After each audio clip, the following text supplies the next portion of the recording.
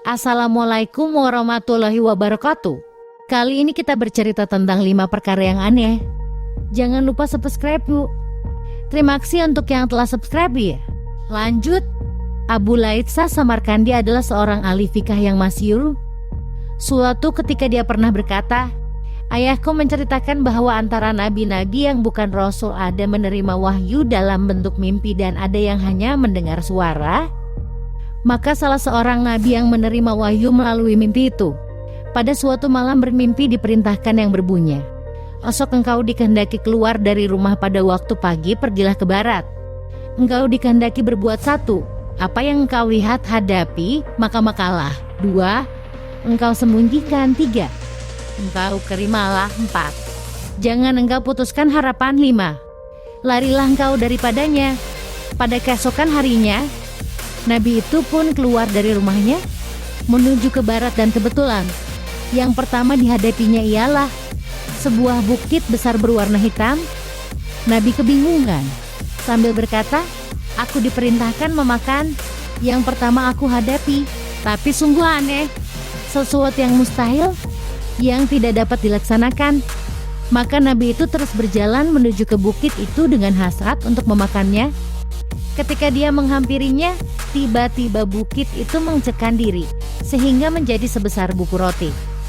Maka Nabi pun mengambilnya lalu disuapkan ke mulutnya. Bila ditelan terasa sungguh manis bagaikan madu. Dia pun mengucapkan syukur alhamdulillah. Kemudian Nabi itu meneruskan perjalanannya lalu bertemu pula dengan sebuah mangkuk emas. Dia teringat akan arahan mimpinya supaya disembunyikan.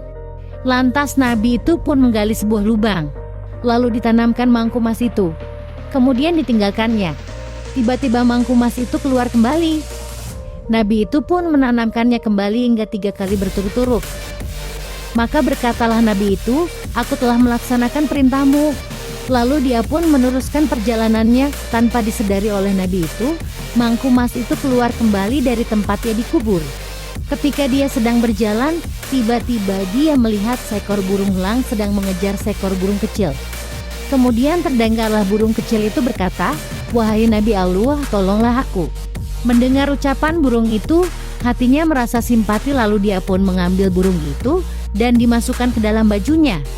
Melihat keadaan itu, lantas burung elang itu pun datang menghampiri Nabi itu sambil berkata, 'Wah, ini Nabi Allah, aku sangat lapar dan aku mengejar burung itu sejak pagi tadi.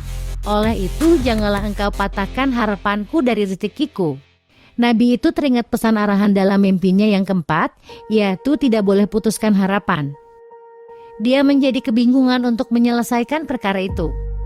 Akhirnya dia membuat keputusan untuk mengambil pedangnya lalu memotong sedikit daging pahanya dan diberikan kepada elang itu. Setelah mendapat daging itu, elang pun terbang dan burung kecil tadi dilepaskan dari dalam bajunya. Selepas kejadian itu, Nabi meneruskan perjalanannya. Tidak lama kemudian dia bertemu dengan satu bangkai yang amat busuk baunya. Maka dia pun bergegas lari dari situ karena tidak tahan menghirup bau yang menyakitkan hidungnya.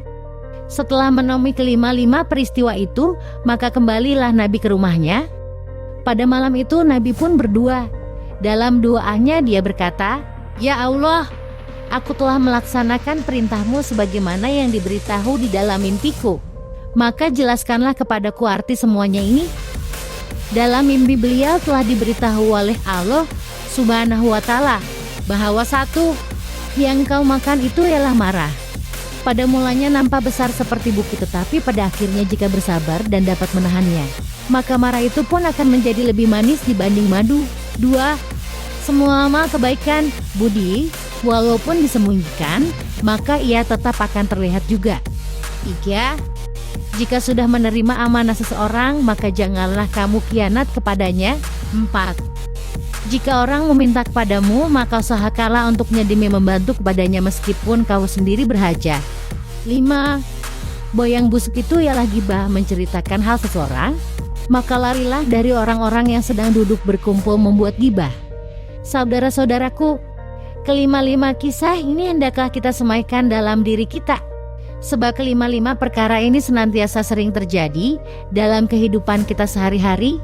Perkara yang tidak dapat kita elakkan setiap hari ialah membicarakan permasalahan orang, Memang menjadi tabiat seseorang itu suka membicarakan perihal orang lain? Haruslah kita ingat bahwa kata membicarakan masalah seseorang itu akan menghilangkan pahala kita. Sebab ada sebuah hadis mengatakan di akhirat nanti ada seorang hamba Allah akan terkejut melihat pahala yang tidak pernah dikerjakannya. Lalu dia bertanya, "Wahai Allah, sungguhnya pahala yang kamu berikan ini tidak pernah aku kerjakan di dunia dulu?" Maka berkata Allah Subhanahu wa Ta'ala, "Ini adalah pahala orang yang membicarakan orang lain tentang dirimu." Dengan ini haruslah kita sadar bahwa walaupun apa yang kita ucapkan itu memang benar, tetapi kata mengata itu akan merugikan diri kita sendiri. Oleh karena itu, hendaklah kita jangan mengatakan perihal orang walaupun ia benar. Demikian cerita tentang 5 pesan aneh ini, semoga bermanfaat. Akhir kata saya ucapkan wassalamualaikum warahmatullahi wabarakatuh.